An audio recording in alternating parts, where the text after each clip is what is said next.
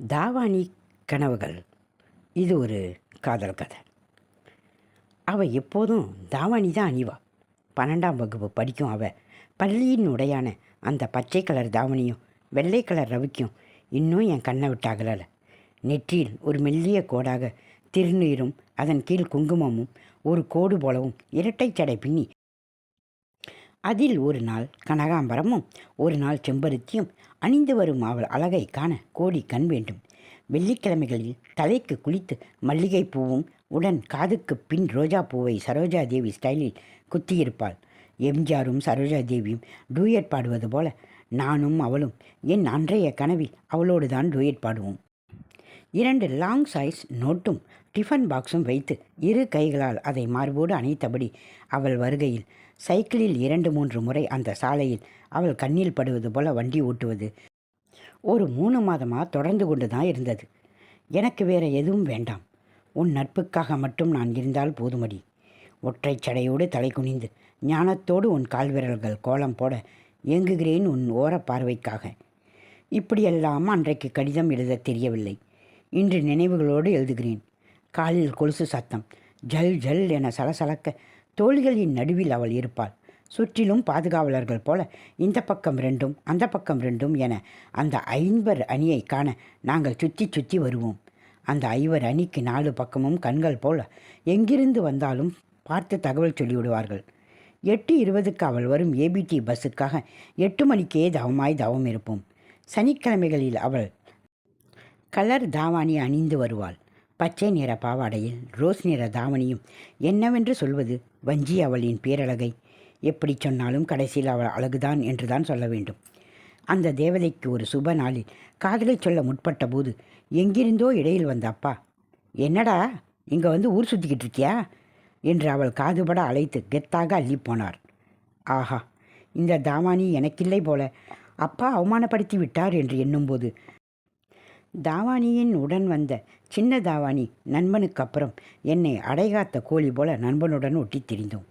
சில நாட்கள் கழித்து எல்லோரும் பாரியூர் கோயிலுக்கு போகிறோம், நீங்களும் வாங்கண்ணா என்று நண்பனின் காதலி எங்களை அழைக்க நண்பனின் காதிலோ புகை. 5 அணி கூட தனியாக போக வேண்டும் என்பது அவன் நினைப்பு. எப்படா சனிக்கிழமை வரும், கோயிலுக்கு போவோம் என்று காத்திருந்தோம். கோயிலுக்கே போகாத எங்களை அந்த தாவணிக்காக எல்லா கோயிலும் படியேறவும் காத்திருந்தோம் எங்கள் 3 அணி.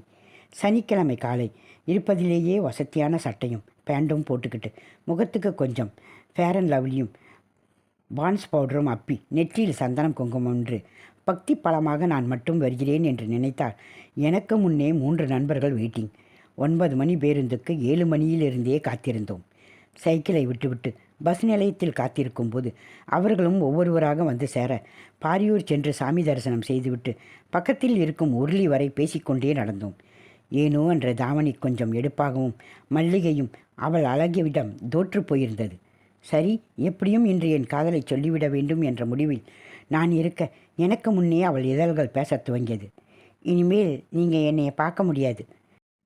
வர்ற திங்கக்கிழமையிலேருந்து நாங்கள் எல்லாம் விடுதியில் தங்க போகிறோம். அதனால தான் உங்களை வர சொன்னோம். சும்மா காதலிக்கிறேன், நீ தான் உலகம்லாம் சுற்றிக்கிட்டு இருக்காம +2 பாஸ் ஆக வழியை பாருங்கள். நாங்களும் பாஸ் ஆகி எல்லோரும் அட்ரஸ் காலேஜில் சேருவோம். இதுதான் நம்ம டார்கெட். நீ படித்து பாஸ் ஆகி காலேஜ் வர இதே போல் அப்போ வரைக்கும் என் மேலே பாசம் இருக்கா உனக்குன்னு பார்ப்போம். எப்போவும் என்னையே நினைக்காம பாஸ் ஆகிற வழியை பாரு என்றாள். ஆஹா, உனக்கு என்ன பிடிச்சிருக்குன்னு சொல்லு. ஆமாம், இந்த மரமண்டைக்கு பீம் பவுடர் போட்டு விளக்கணுமா?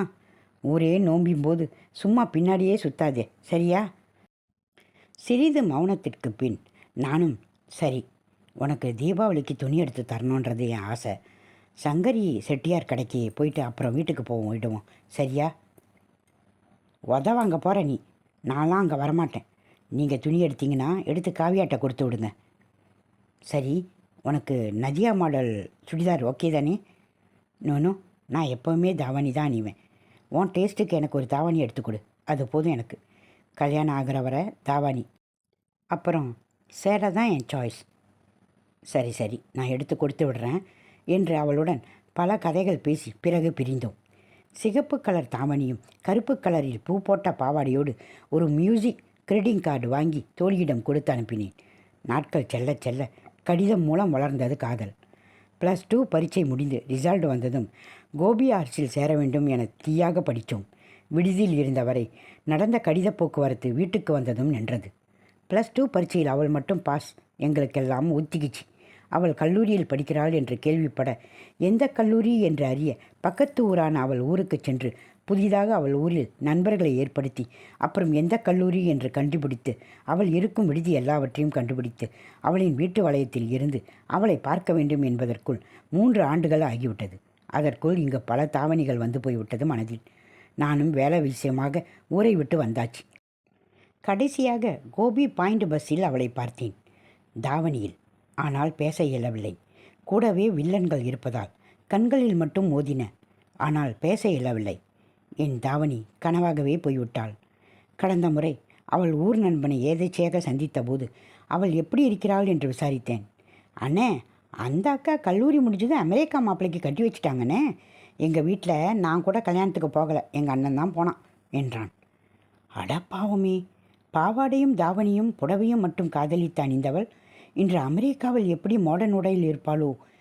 அவள் தாவணியும் கனவாகிவிட்டதே.